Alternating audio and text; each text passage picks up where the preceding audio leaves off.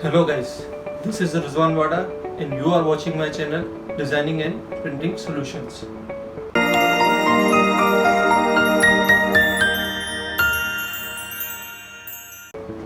दोस्तों आज की जो वीडियो हम बना रहे हैं वो इलस्ट्रेटर के बहुत ही मोस्ट पावरफुल टूल से रिलेटेड है और इस टूल का नाम पेन टूल है।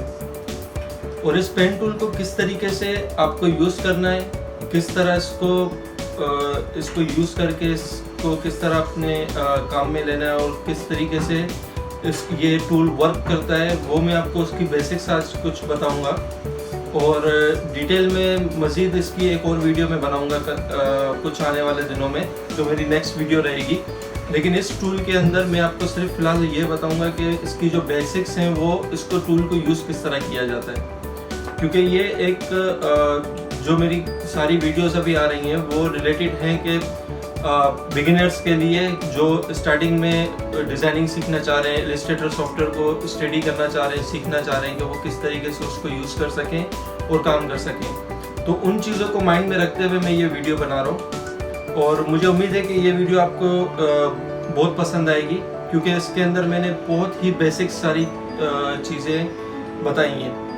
तो चलिए देखते हैं कि किस तरह ये टूल काम करता है।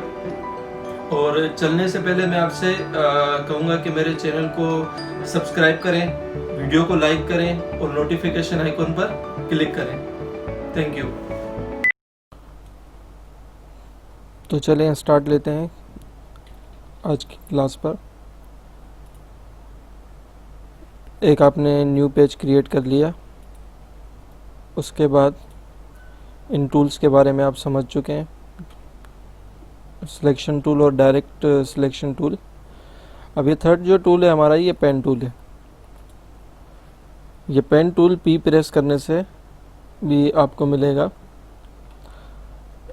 पेन टूल नॉर्मली जो यूज़ किया जाता है वो किसी चीज़ को रीड्रॉ करने के लिए या किसी चीज़ को क्रिएट करने के लिए या रिक्रिएट करने के लिए यूज़ किया जाता है। अब इस टूल की मदद से आपके पास अगर कोई लोगो है और आप उसको कन्वर्ट करना चाह रहे हैं कि वो आपके पास इमेज फॉर्मेट में है और वो आप चाह रहे हैं कि वो आपको वेक्टर फॉर्मेट में मिल जाए, तो आपको उसे रीड्रॉ करना पड़ेगा। तो वो किस तरीके से ये टूल काम करता है पहले मैं आपको वो समझाता हूँ।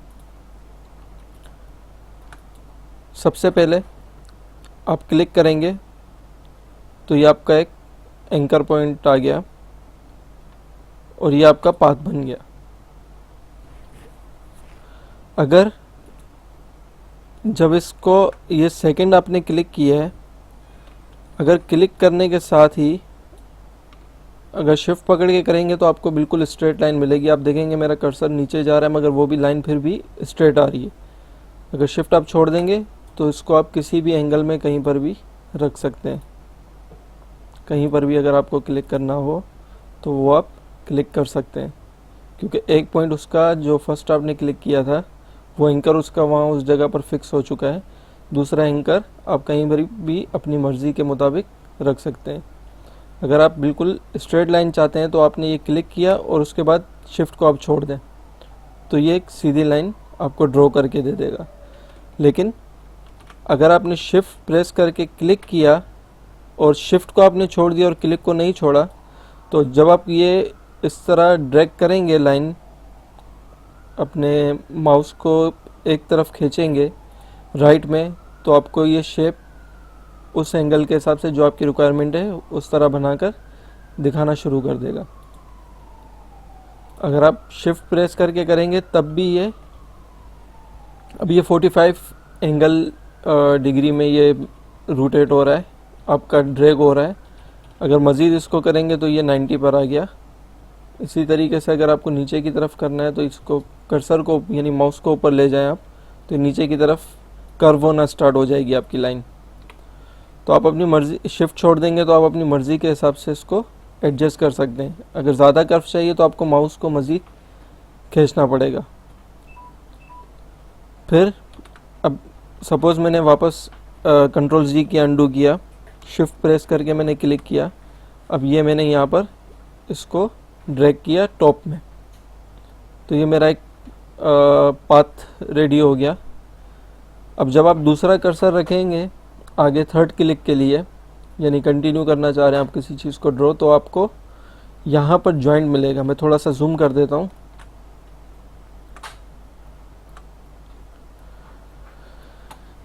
इस टूल के साथ साथ अगर आपको जूम आउट करना हो तो कंट्रोल अल्टर स्पेस फिर क्लिक करते रहें, वो आपका जूम आउट होता रहेगा, सॉरी जूम इन होता रहेगा। और जूम आउट करना है तो आपको कंट्रोल और स्पेस का यूज़ करना है। अब देखें कि ये आपने यहाँ पर क्लिक किया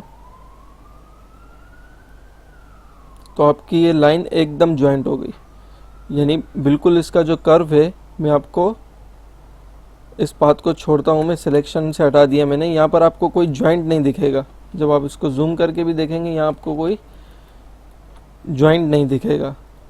और आपको फिर से इसको कंटिन्यू करना है तो वापस इसको आपने सिलेक्शन टूल से सिलेक्ट किया, पी प्रेस किया और यहाँ पर क्लिक करेंगे तो आप इसको कंटिन्यू कर सकते हैं।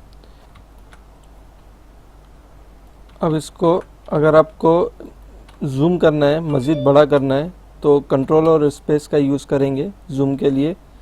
कंट्रोल और स्पेस, यहाँ प्लस बना हुआ आपको दिखेगा मैग्नीफायर में, तो ये आप जब सिलेक्शन लेंगे तो वो एरिया आपको विंडो में बड़ा करके दिखा देगा।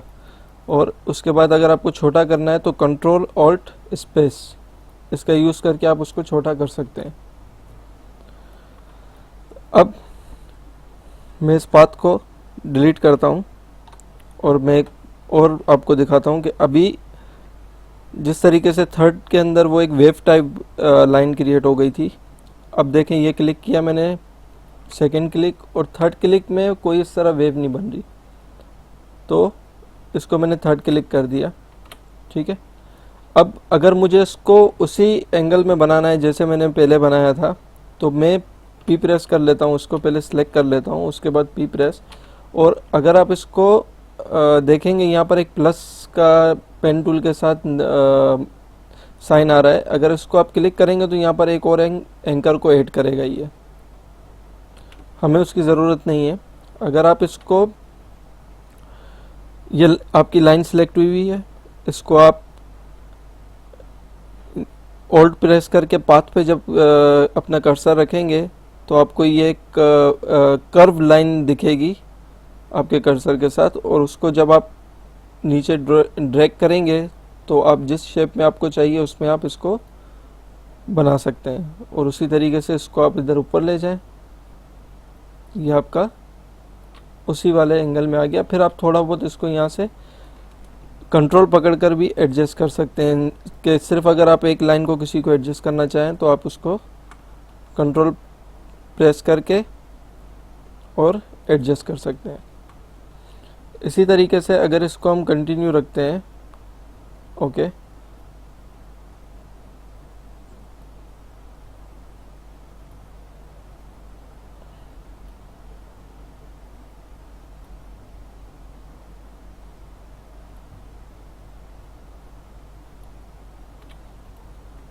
तो ये अब एक पूरा का पूरा पाथ बन चुका है और जॉइंट हो चुका है। तो इसमें आप यहाँ से कलर भी इसके अंदर फिल कर सकते हैं। अगर आपको कुछ कलर इसके अंदर फिल करने हैं तो मैं लाइन को इसकी नन कर देता हूँ और कलर को सिलेक्ट करके इसमें कलर हम डाल देते हैं।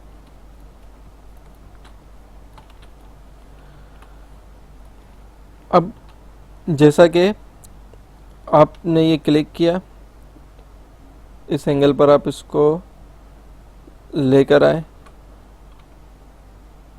ये जब आपका स्मार्ट गाइड ओपन रहेगा तो ये सारे आपको गाइड करता रहेगा कि आपको कहाँ क्लिक करना है और कहाँ नहीं।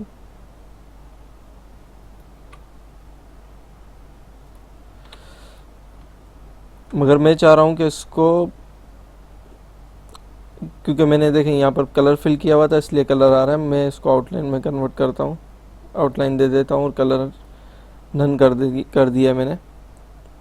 सेम उसी तरीके से मैंने यहाँ पर पेन टूल सेलेक्ट किया, ऑल्ट दबाया और इस पर मैंने क्लिक करके और ड्रैग करना स्टार्ट किया। आपको जिस शेप में चाहिए उस शेप में आप इसको बना सकते हैं। ये सबसे इजी जो पेन टूल को यूज़ करने का, किसी चीज़ को रीड्रॉ करने का तरीका है, वो यही है जो सबसे इजी रहता है कि पहले आपने उसको लाइंस क्रिएट कर ली पूरी उसके इमेज के ऊपर, और उसके बाद उसको आपने सिर्फ अगर वो ऑप्शन आप सिलेक्ट करना नहीं भी चाहें जैसे ऑल्ट प्रेस करके, तो फिर आप क्या कर सकते हैं। इसके अलावा मैं एक और टूल आपको बताता हूँ कि आपने ड्रॉ कर लिया और उसको कैसे यूज़ करना है, वो मैं आपको बताता हूँ। पहले मैं एक इमेज डाउनलोड करता हूँ, उसमें मैं आपको बताता हूँ कि किस तरीके से हम उस टूल को यूज़ करेंगे।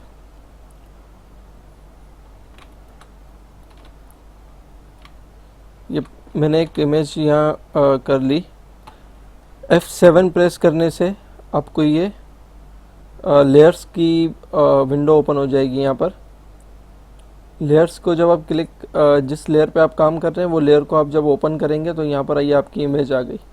आप इस इमेज को लॉक कर दें ताकि आपको ये ड्रॉ करने में डिस्टर्ब ना करे। अब ये लॉक हो चुकी है। आपने पेन टूल सेलेक्ट किया, पेन टूल आप कोई कॉर्नर पकड़ लें और वहाँ से स्टार्ट ले लें। लेकिन अभी ब्लैक इमेज है आपकी और आपको ब्लैक लाइन दिख नहीं रही कि कहाँ मूव होगी या कुछ, क्योंकि जब आप क्लिक करेंगे तो ये ब्लैक लाइन आपको ब्लैक पे नहीं दिखेगी।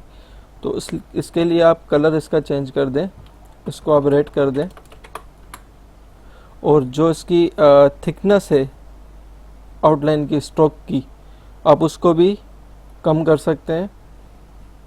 उसकी जो थिकनेस है उसको आप रिड्यूस कर सकते हैं।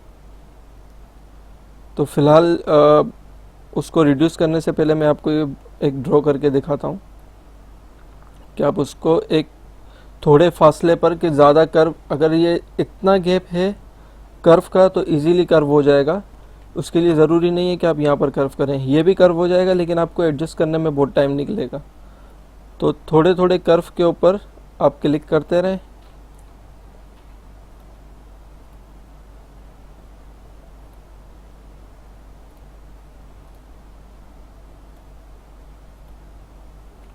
से मैंने ये ड्रॉ किया है और उसको मैंने यहाँ पर क्लोज कर दिया पाथ को। अगर यहाँ पर आपको स्ट्रोक नहीं दिख रहा तो ये स्ट्रोक के लिए कंट्रोल F10 प्रेस करके आप स्ट्रोक ला सकते हैं और इसको आपने 0.25 कर देना है। 0.25 पीटी लिखने की ज़रूरत नहीं होती, नॉर्मली स्ट्रोक हमारा पीटी में ही होता है, पॉइंट में। 0.25 पॉइंट हो गया, ताकि आप जिस चीज़ को ड्रॉ कर रहे हैं उसके अंदर आपको एक्यूरेसी मिले। आपने सेलेक्ट किया, पी टूल प्रेस किया, पेन टूल ऑल्ट पकड़कर इसको एडजस्ट करना शुरू कर दिया। अब इसको बड़ा कर सकते हैं। अब जिस तरह ये मेरा एंकर है जो ये थोड़ा बाहर जा रहा है इमेज से, तो ए प्रेस करके आप इसको थोड़ा सा एडजस्ट कर सकते हैं, अंदर ले सकते हैं।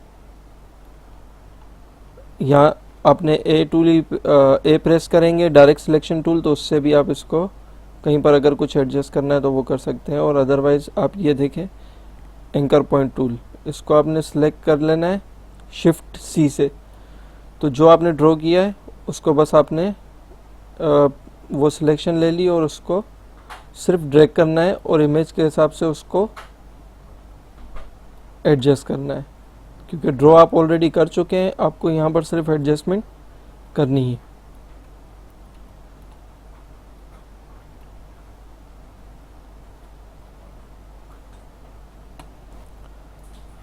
अब साथ आप ये भी देखिए कि अभी मैं इसको मूव कर रहा हूँ, लेकिन मेरे यहाँ पर कंट्रोल वाई जब आप करेंगे तो ये आपको की लाइन में दिखाएगा, पीछे की इमेज हट जाएगी और आपको, अब जूम करके देखें यहाँ पर एक कॉर्नर बन रहा है, ये एकदम स्मूथ नहीं आ रहा, तो इसको आप इस तरह भी एडजस्ट कर सकते हैं। देखें कंट्रोल वाई आप वापस प्रेस करेंगे तो ये इमेज पर आ जाएगा और इसको इस तरीके से आप एडजस्ट कर सकते हैं।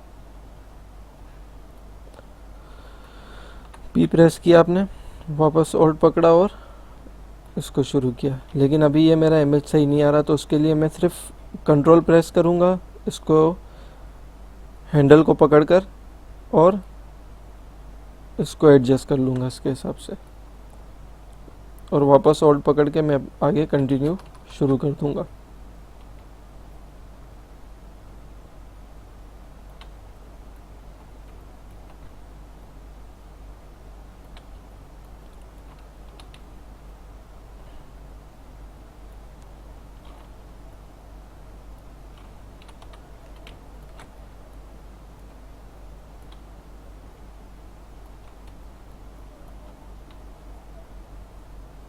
देखिए ये हमारी इमेज पूरी ड्रॉ हो चुकी है।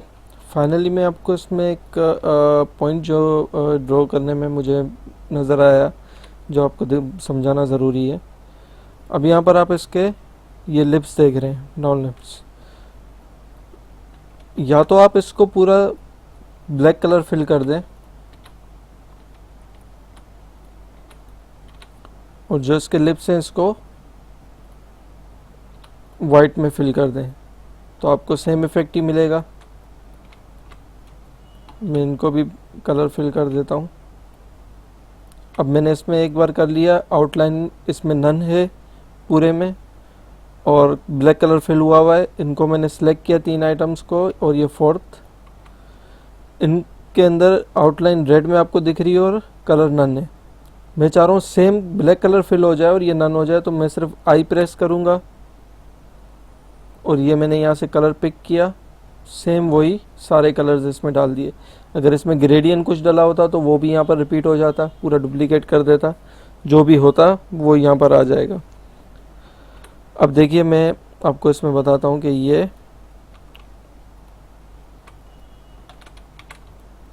मेरी इमेज, एक मिनट, ये मैंने इसको ग्रुप कर लिया और मैं यहाँ पर ले आया। अब जैसा कि आप देख रहे होंगे मैं ग्रे बोर्ड पे भी रख रहा हूँ, तो ये आपको वाइट लिप्स ही दिख रहे हैं क्योंकि मैंने वाइट फिल किया हुआ है इसमें। इसको मैं अनग्रुप कर लेता हूँ लिप्स को, और ये ब्लैक पूरी बॉडी को मैंने सिलेक्ट कर लिया। सिलेक्ट करने के बाद पाथ फाइंडर में आ गए विंडोज़ में से, और यहाँ पर ये जो एक्सक्लूड एक इसमें कमांड है, इस पर जब आप इसको क्लिक करेंगे तो ये इसका इन दोनों को ज्वाइंट कर दिया है, और ज्वाइंट करने के साथ साथ जो बीच में था उसको इस बॉडी में कटआउट बना दिया है और दोनों ज्वाइंट हो गए। अब आप जब इसको यहाँ रखेंगे तो आपको वाइट नहीं दिखेगा क्योंकि ये कटआउट बन चुका है और इसके साथ ज्वाइंट हो चुका है। दोनों सूरतों में आप उसको इसी तरह यूज़ कर सकते हैं, और कोई भी कलर्स आपको इसमें चाहिए तो वो आप इसमें चेंज कर सकते हैं। इसी तरीके से अगर कोई आपके पास लोगो है तो आप उसको यूज़ कर सकते हैं। ड्रॉ करने के लिए इस कमांड को, इस टूल को यूज़ कर सकते हैं। इसके साथ साथ ये कंट्रोल आर जब आप प्रेस करते हैं तो ये रूलर आ जाता है। इस रूलर को जब आप यहाँ रूलर पर क्लिक करके और एक लाइन नीचे लेकर आएंगे तो ये गाइडलाइंस होती हैं जो किसी चीज़ को ड्रॉ करने में बहुत आपको मदद फराहम कर सकती हैं। एक मैंने ये बॉक्स बना दिया। इस गाइडलाइन को किस तरह यूज़ करते हैं मैं आपको अभी बता देता हूँ। देखिए ये स्केल के लिए तो काम करता ही है, लेकिन साथ ही साथ ये कोई चीज़ ड्रॉ करने के लिए बहुत ही ज़्यादा मदद फराहम करता है। सपोज़ मैंने यहाँ से क्लिक स्टार्ट लिया, मैंने क्लिक करने के साथ ही इसको शिफ्ट प्रेस करके यहाँ तक मैं ले आया, और जब मैं यहाँ पर क्लिक करूँगा और इसको मैं एग्जैक्टली उसी एंगल पे ले जाऊँगा तो ये मुझे मिल गया एग्जैक्टली राउंड, हाफ राउंड मिल गया। और जब मैं यहाँ पर क्लिक करके इसको वापस उसी गाइडलाइन पे लेकर आऊँगा तो अब आप देख सकते हैं कि आपको क्या इमेज मिली है। क्योंकि मैंने यहाँ पर मेरा डिस्टेंस कम है इस वजह से थोड़ा फ़र्क आ रहा है, लेकिन अगर इसको डिस्टेंस को आप बढ़ाएंगे तो आपको ऑलमोस्ट सेम ही लगेगा। इसके अलावा आपने ये क्लिक किया, 45 डिग्री पे इसको रोटेट किया, फिर क्लिक करके फिर 45 पे इसको रोटेट करके अगर हम यहाँ ज्वाइंट करते हैं, और फाइनली यहाँ आपने क्लिक किया और 45 डिग्री पे आप इसको ड्रैग करेंगे, रोटेट करेंगे, तो आपको कुछ इस तरह इमेज मिलेगी।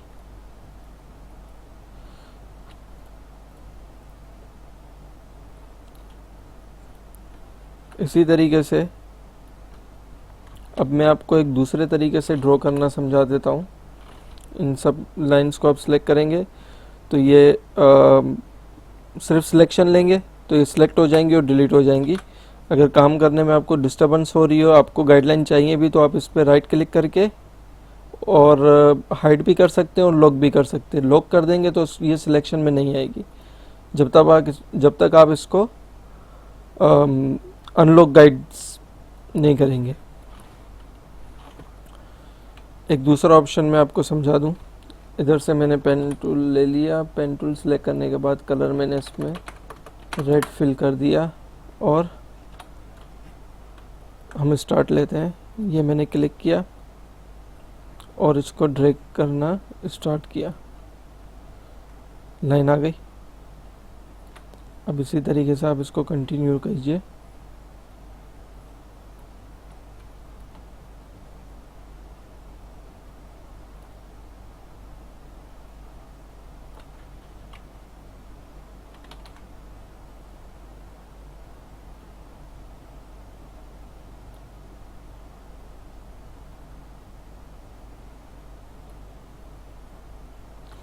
अब जब मैं यहाँ क्लिक कर रहा हूँ तो वो मुझे एक्यूरेसी नहीं मिलेगी, तो मुझे ये आगे का जो हैंडल है वो डिलीट करना है। तो मैं जब इस पर क्लिक करूँगा तो ये आगे के हैंडल को डिलीट कर देगा और मैं किसी भी एंगल में इसको मूव कर सकता हूँ, वो उसके साथ ज्वाइन नहीं रहेगा। इसी तरीके से मैंने इसको, अगर मज़ीद आगे वाले हैंडल को आपको बड़ा नहीं करना, सपोज़ यहाँ मुझे ज़रूरत नहीं है आगे के वो कंटिन्यू इसके साथ इतना बड़ा हैंडल हो, तो मैं क्या कर सकता हूँ, इसको मैंने थोड़ा सा हैंडल को बाहर निकाला, मैंने कंट्रोल प्रेस करके इसको इस तरीके से ड्रैग करूँगा तो वो अपनी जगह पर आ जाएगा। और स्ट्रोक को मैं, तो आपको एक्यूरेसी का पता चलेगा कि आप किस तरह ड्रॉ कर रहे हैं।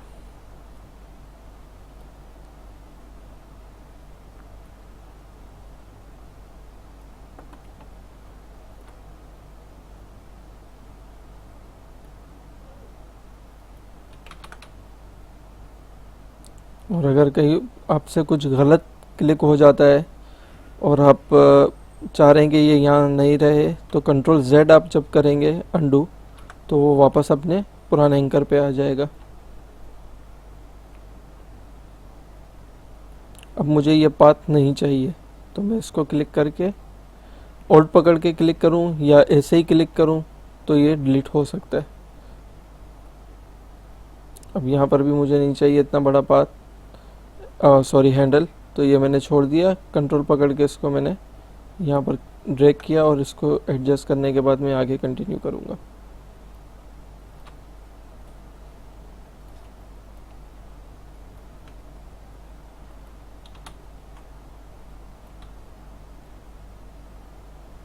ये इस तरीके से आप इसको कर सकते हैं। ये उसी तरीके से पूरा ड्रॉ हो चुका है और इसको मैंने